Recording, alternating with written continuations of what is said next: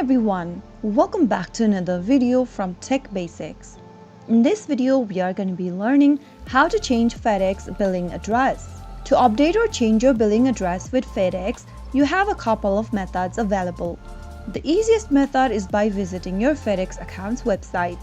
Launch open a web browser to get started first. Inside the URL box, type in fedex.com and search. You will then end up in the official website for Fedex, from where you will need to log into your account. After you are signed into your Fedex account, go ahead and enter your tracking number or your reference number inside the tracking ID text box. Once you type in your ID, click on Track. Once you click on Track, you will now need to select Manage Delivery and then you can edit your delivery address. Make the necessary changes to your billing address and submit the updated information, and you will be able to update your billing address with Fedex. So that is how it's easily done.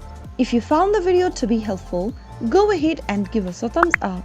Don't forget to subscribe to our channel by hitting the subscribe button.